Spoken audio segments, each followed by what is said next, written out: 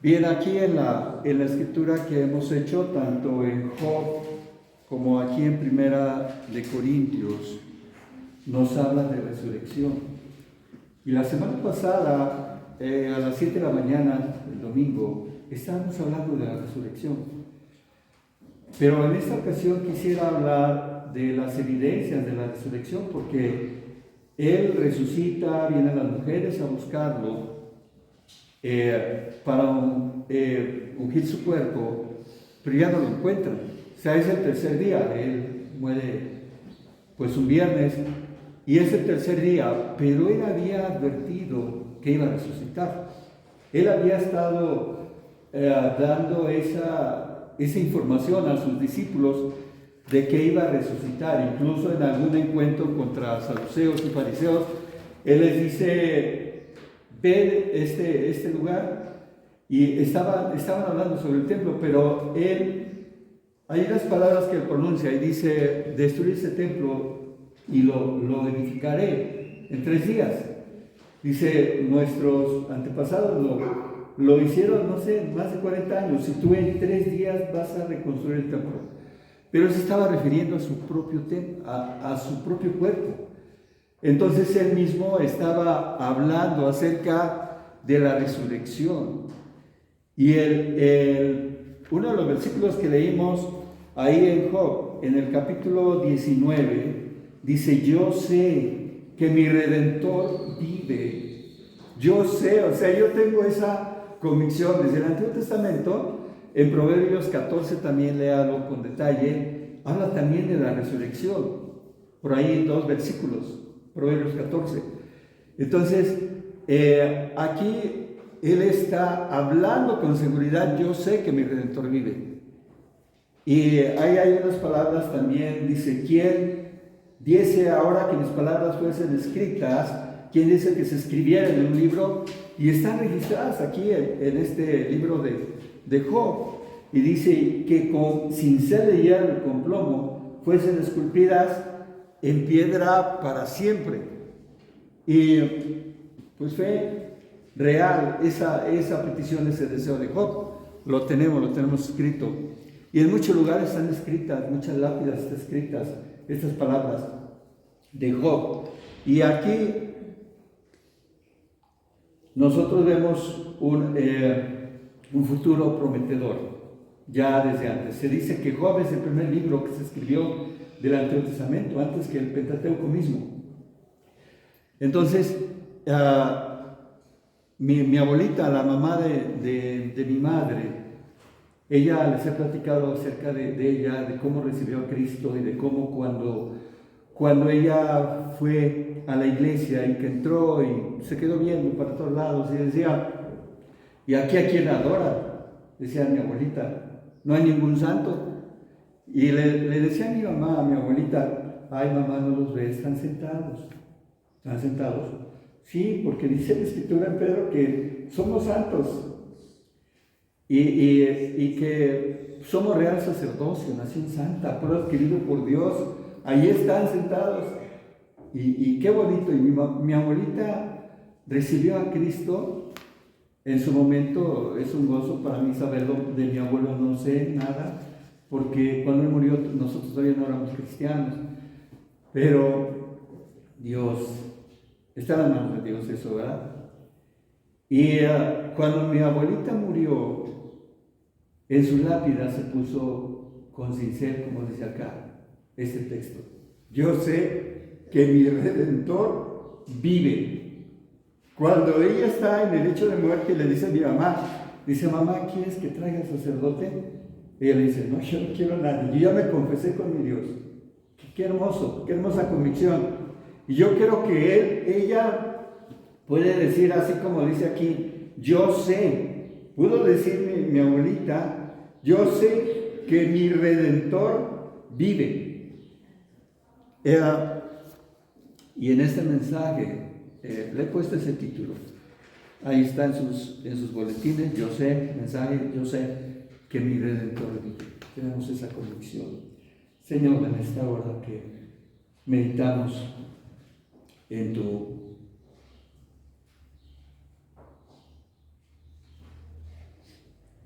en tu palabra, Señor, queremos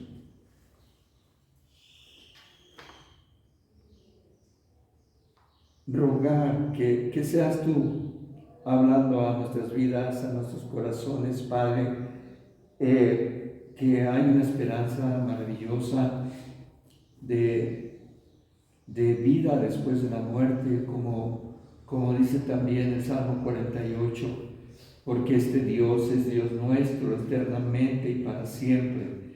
Él nos guiará aún más allá de la muerte. Gracias, Padre, gracias por tu palabra, gracias por tus promesas, gracias por la victoria de Cristo en la cruz. Seguimos celebrando la resurrección, Señor, porque Él todavía siguió apareciendo, y aquí lo leemos en 1 Corintios 15, no solamente fue el evento del domingo, Él pasó tiempo con los de Maús, pasó tiempo con los apóstoles, pasó tiempo con esos 500 hombres que se declaran aquí. Gracias, Señor, gracias. Y porque tú nos has dejado también al Espíritu Santo. Tu palabra dice, hablando con los discípulos, les conviene que yo me vaya para dejarles un consolador. Gracias, Señor, gracias. Bendice pues este mensaje, esta palabra, en Cristo te lo ruego. Amén. Bien, entonces, al igual que Job hace pues más de 3,000 años, nosotros también podemos decir hoy, yo sé que mi Redentor vive. Yo creo que cada uno de nosotros puede tener esta seguridad, puede tener esta palabra, porque lo hemos vivido, lo hemos leído, pues lo vemos a través de los ojos del escritor bíblico, lo vemos a través de cada uno de los que narran la resurrección, todos los apóstoles. Yo creo que nosotros podemos tener esa seguridad que expresa Job aquí en este hermoso capítulo 19, estas palabras del 25, yo sé que mi Redentor vive. Entonces Job manifiesta una esperanza, Job nos comparte una esperanza a nosotros hoy también. ¿La esperanza de qué?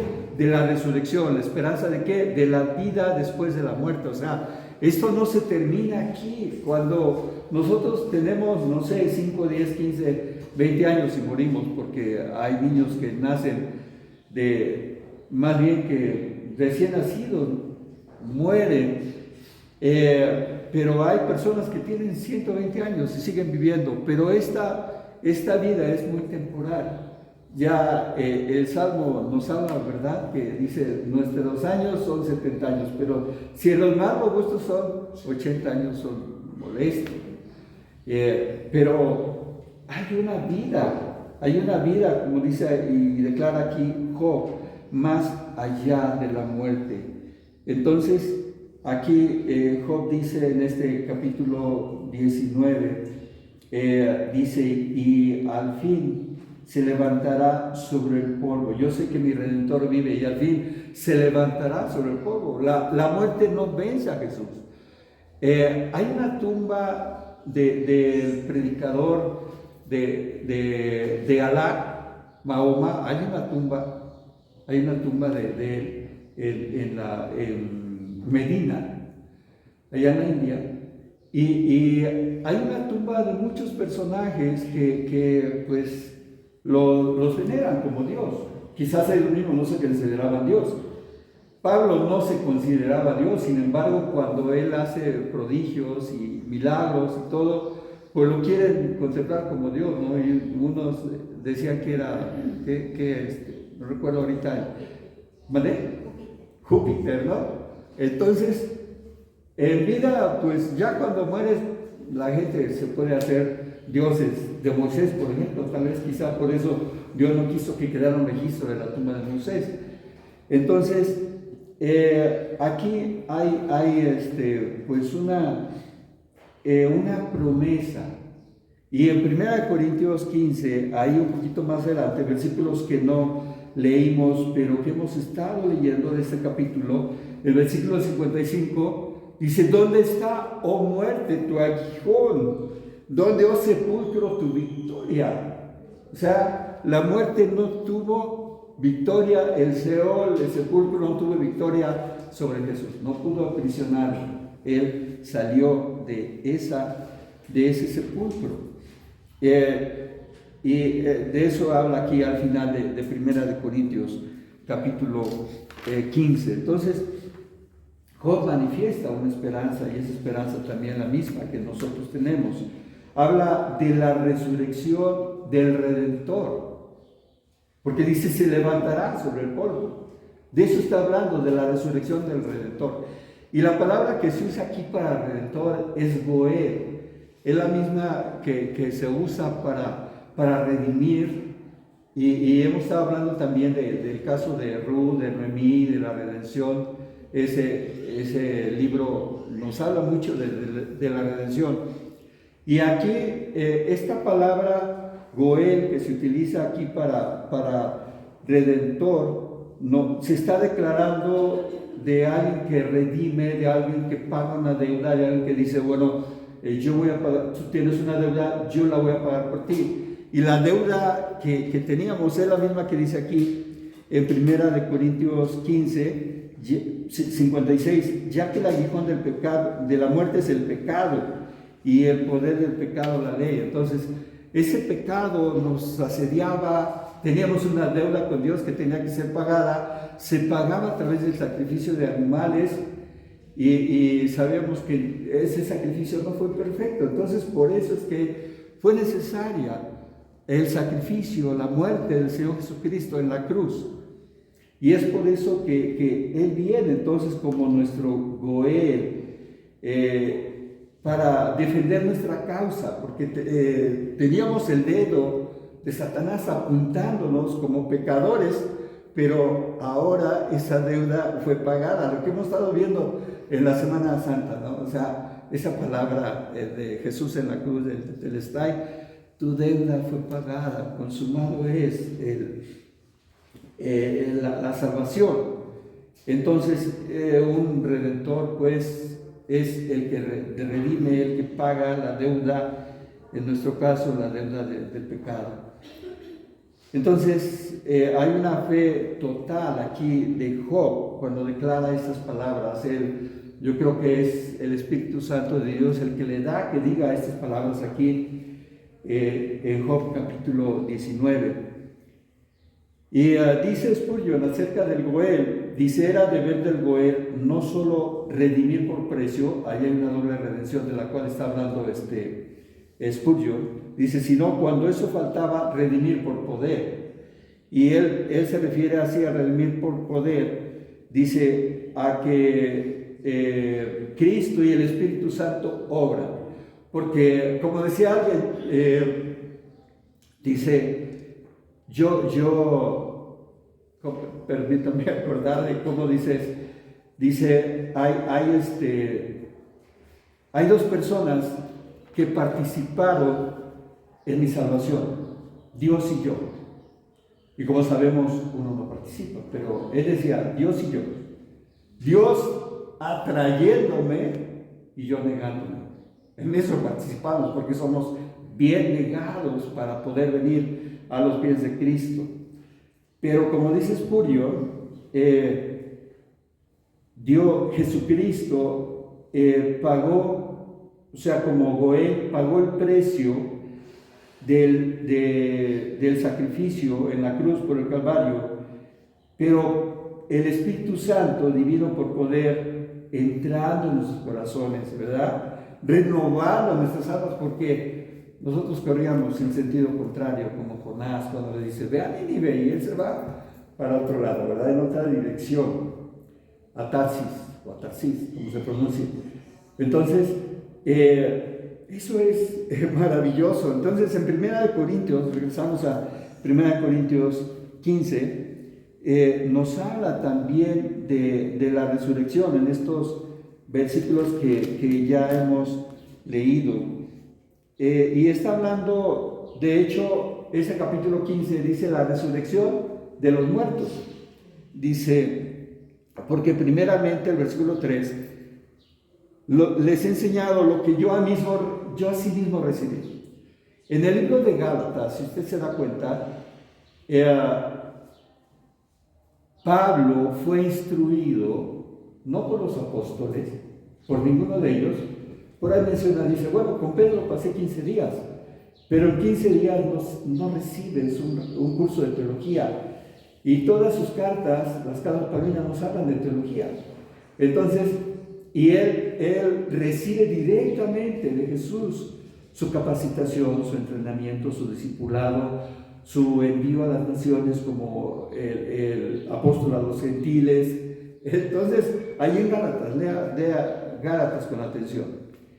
Dice que estuvo en Arabia, dice que estuvo en varios lugares.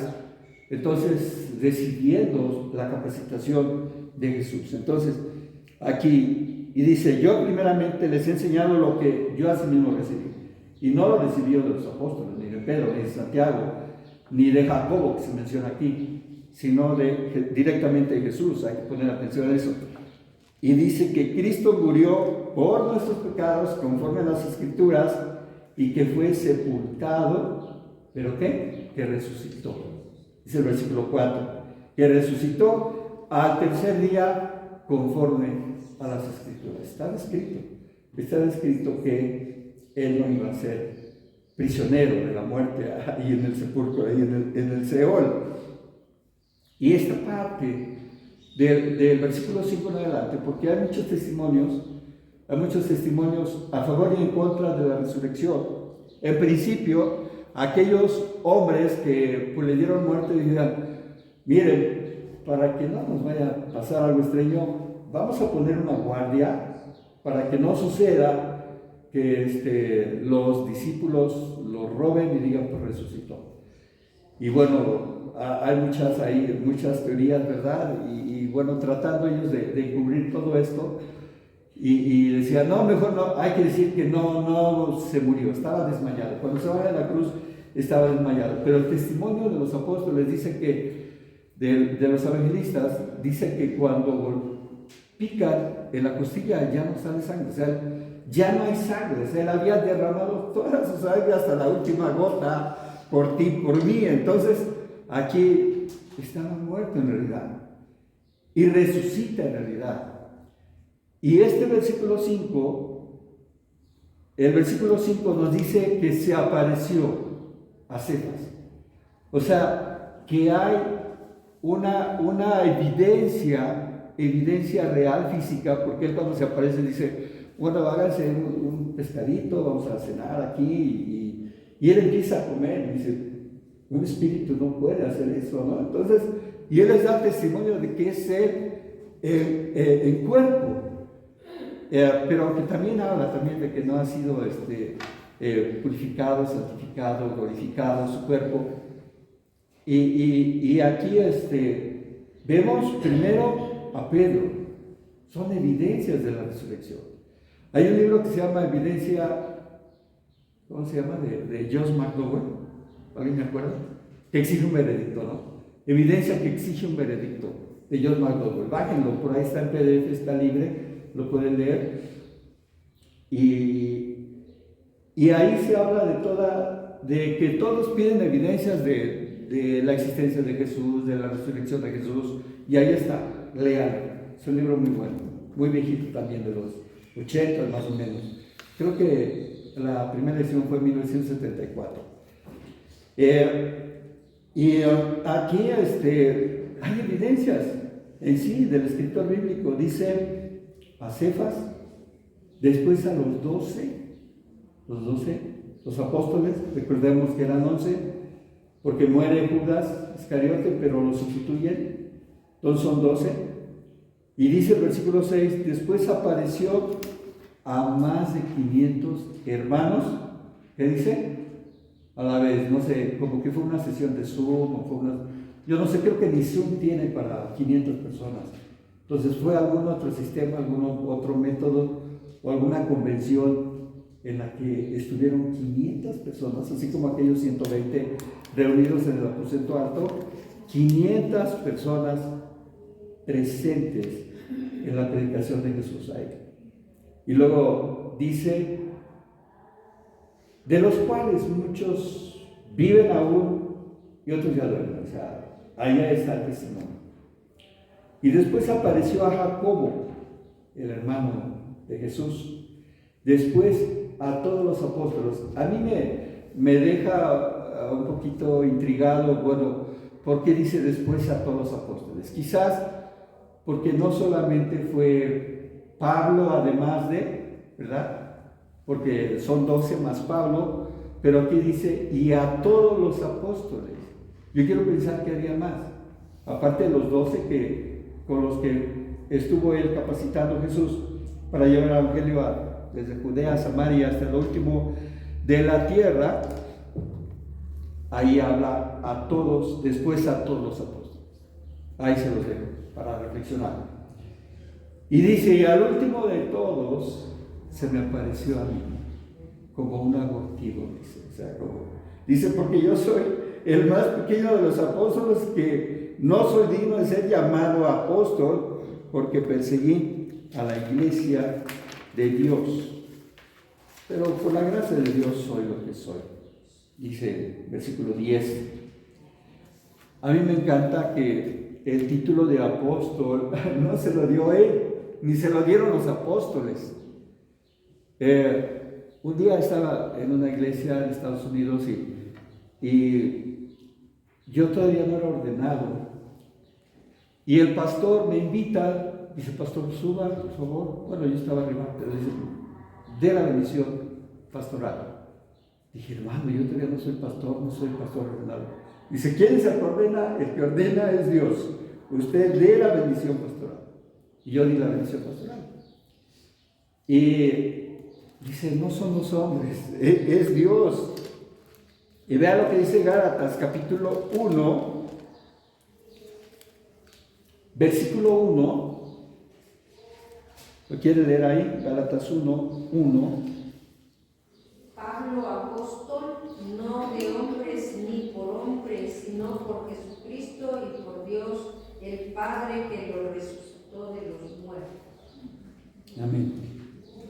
Gracias. Entonces aquí dice Pablo, apóstol. Yo soy apóstol. Yo soy apóstol. No de hombres, o sea, nadie me puso, nadie me dio el título, nadie me dijo, no, pues ahora tú vas a ser apóstol. No, ni por hombre tampoco, sino por Jesucristo y por Dios el Padre que resucitó de los muertos. El llamado es de Dios para todos. El llamado que tengas es de Dios. Entonces, aquí termina diciendo, ¿verdad? Que al último de todos, a mí. Todo esto, hermanos, es testimonio que confirma nuestra fe, porque esta es palabra de Dios. Yo la creo sin dudar. Está escrito acá por el apóstol Pablo. Yo creo lo que está escribiendo Pablo, que dice que se apareció a Cefas, que se apareció o Pedro, que se apareció a los 12, a los demás discípulos, a 500 hermanos a la vez, a mí también, a mí Pablo también. Entonces, todo eso confirma nuestra fe. La resurrección es una doctrina fundamental de lo que nosotros creemos. O sea, no puede haber iglesia sin resurrección. Mismo Pablo lo dice ahí más adelante, dice, porque hay una discusión. Yo no sé cómo le llegó a oídos esta discusión, porque por ahí hay una discusión más atrás de 1 Corintios, en donde habla, dice, se oye entre vosotros que uno de ustedes tiene un muchacho tiene como esposa, como mujer, a la esposa de su padre. Es un caso ahí de incesto, de adulterio, como usted lo vea, ¿verdad? Dice por ahí, creo que es 1 Corintios 3. Entonces, pero aquí hay un tema que no le habían avisado, que no le habían dicho, pero del que Pablo está enterado. El versículo 16, hay una discusión. Dice ahí, porque si los muertos no resucitan, tampoco Cristo resucitó. O sea, como que hay ahí una legata. No. Recuerden que los saduceos decían que no había resurrección, ¿verdad? Los fariseos decían que sí. Entonces, ahí hay una discusión en la que, bueno, pues ahí les está diciendo, miren, tengan cuidado. Si Cristo no resucitó, dice el versículo 14, vana entonces es nuestra predicación, vana es también nuestra fe, o sea, es piedra angular, piedra fundamental de nuestra fe, la resurrección. Entonces, vana sería nuestra fe, dice ahí. Cristo hubiera sido como cualquier otro hombre, como estábamos diciendo, ¿no? Hay tumbas que se pueden visitar de todos aquellos que predicaban a dioses o se hicieron dioses o se creían dioses a sí mismos. Suele pasar, suele suceder, ¿no? Los mismos emperadores se creían dioses, los mismos faraones se creían dioses. Y ahí están, y siguen descubriendo muchas tumbas de ellos. Pero no, la tumba de Cristo está vacía. Josh McDowell, en este libro que les decía yo, Evidencia que exigen un veredicto, por ahí hay un autor, menciona un autor, Harnack, y ese autor dice, el cristianismo permanece en pie o cae en la resurrección.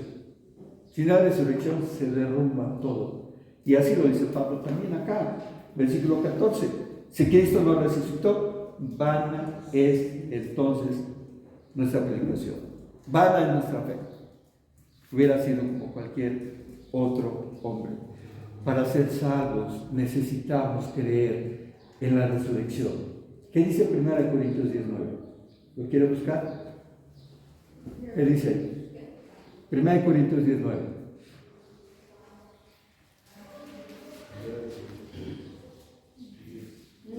Ni tenemos al Señor como también algunos de ellos le tentaron, perecieron por las serpientes.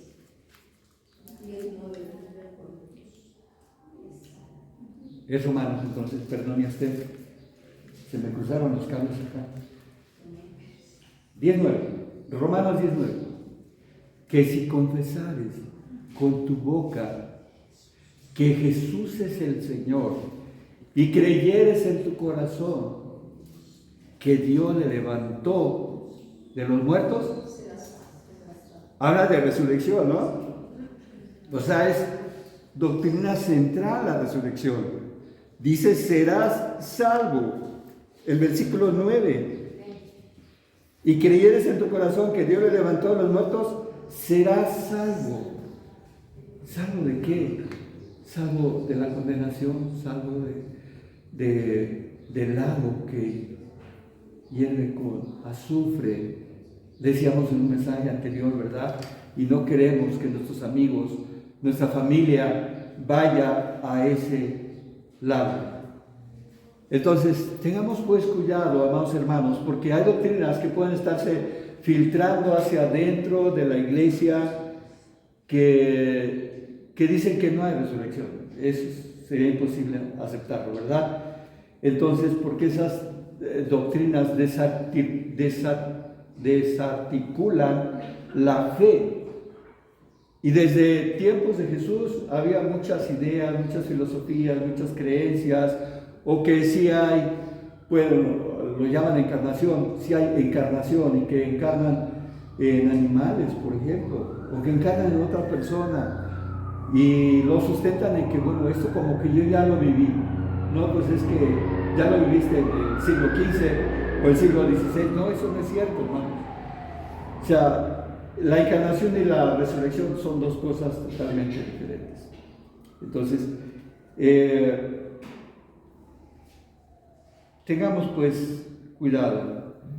Todo esto que nosotros estamos leyendo confirma nuestra fe y confirma nuestra esperanza.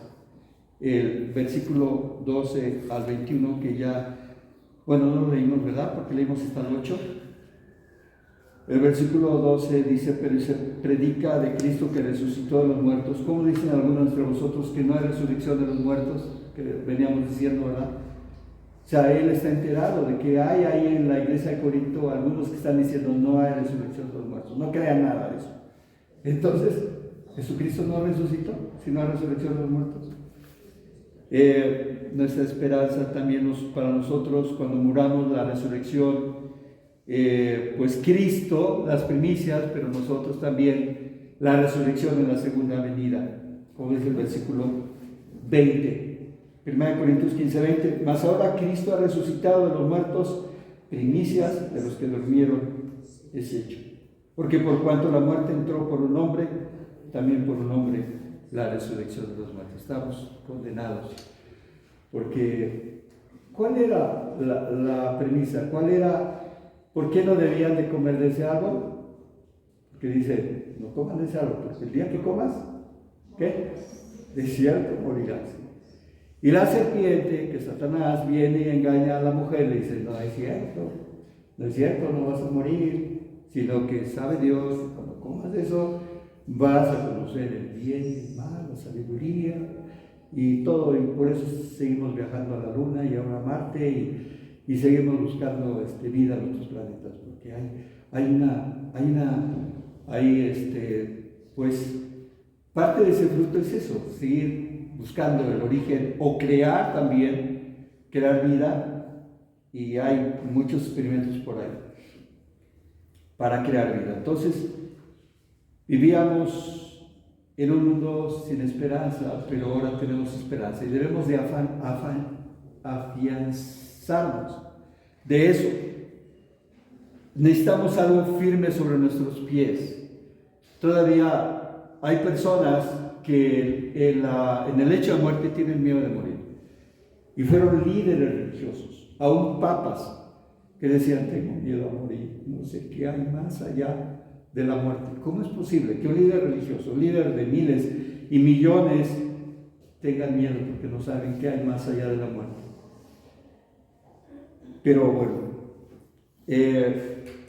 entonces, esta es una buena nueva, excelente, es una buena nueva, es parte del Evangelio. La resurrección es parte del Evangelio.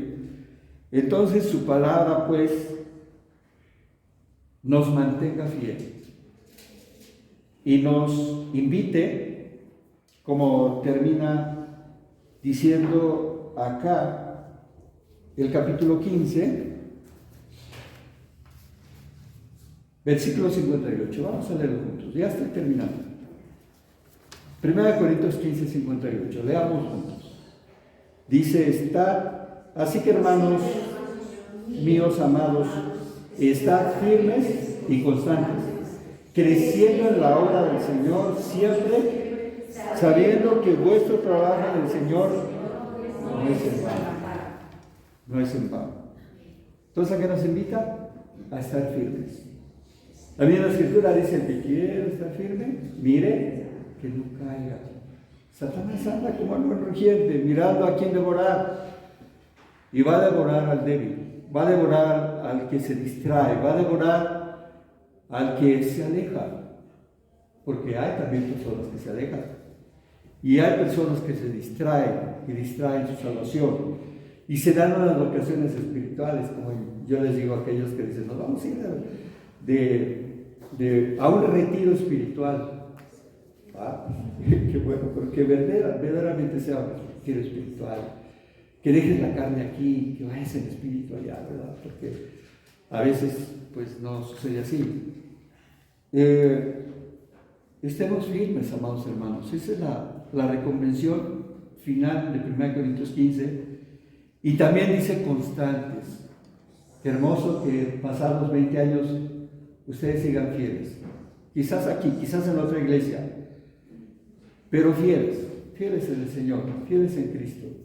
Que a veces que pudiéramos cambiarnos de lugar, de residencia, irnos a vivir a otro lugar, pero firmes, que no dejemos, y que no ocupemos el domingo para otra cosa también, amados hermanos. Esa es una situación de conflicto muchas veces, ¿verdad?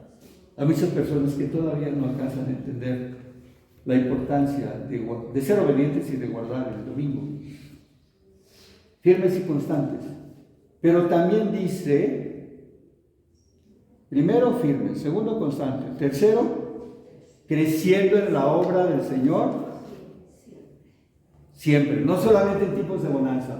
Ay, no, yo me acuerdo, había hermanos que salíamos a evangelizar, había hermanos que teníamos actividades sociales o actividades espirituales o retiros o veladas de oración, yo me acuerdo, o sea, pero dice aquí, siempre, creciendo a la obra del Señor, siempre, no nada más en tiempos de bonanza, no nada más cuando éramos 100, 120, sino ahora también.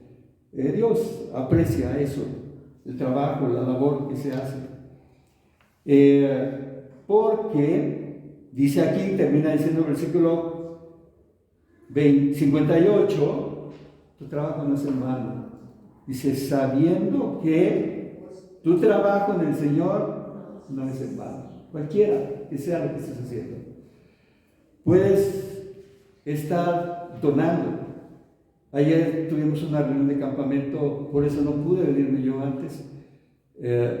Deseaba estar aquí para el viernes, pero no nos vinimos porque teníamos reunión de campamento ayer temprano. Y decía al final, una de las palabras que decían, si tus pasos no pueden ir, que vayan tus pesos. Tú puedes decir, hermano, discúlpeme, pero yo tengo ciática, yo tengo reumas, yo tengo esto, yo tengo lo otro. Pero bueno, de mi pensioncita que me dan mensualmente, le voy a dar 100 pesos al mes. Para esto, para aquello, para un misionero. Hay iglesias que tienen misioneros. Si nosotros no tenemos misiones, por lo menos sostener misioneros. Yo tengo un amigo en Facebook, no he hecho nada por él, sinceramente, se llama Raimundo. Salió de la Ciudad de México hace una semana hacia Tailandia y está trabajando allá duro y está publicando todo lo que están haciendo y todo. Y yo no me he propuesto, pero yo creo que sí voy a prometer ayudarlo o proponer ayudarlo. Y está proclamando la palabra. Si tus pasos no pueden ir, que tus pesos vayan. O sea, porque como dice acá al final, y el versículo 58, sabiendo que tu trabajo en el Señor no es en vano. Entonces, trabajemos pues en la viña. Hay una recompensa maravillosa para todos los que le sirven con sus dones, con sus talentos, con su tiempo. Hay mucho por hacer. Y aquí, pues en conclusión, la resurrección es parte del estado de exaltación de Cristo, porque hablamos también del estado de humillación, pero es parte del estado de exaltación de Cristo. Jesús es exaltado después de haber sido humillado, y así también nosotros en algún momento, cuando vengamos a la resurrección. En Lucas, en el capítulo 14, el versículo 11, dice, cualquiera que quiera ser el mayor entre vosotros tiene que ser su servidor. Cualquiera que se enaltece será humillado, y el que se humilla será enaltecido. Entonces, la humildad es parte importante en ese trabajo que vamos a hacer o que estamos haciendo. La humildad es necesaria que la cultives en tu vida. Cada uno de nosotros no tenga más alto concepto de sí que el que debe de tener. Veámonos pues, amados hermanos, como peregrinos, estamos de paso, y qué hermosa esa promesa que decíamos en el Salmo 48, porque este Dios es Dios nuestro eternamente y para siempre. O sea, no nada más aquí y ahora, sino eternamente y para siempre. Él nos guiará aún más allá de la muerte. Que Dios te bendiga.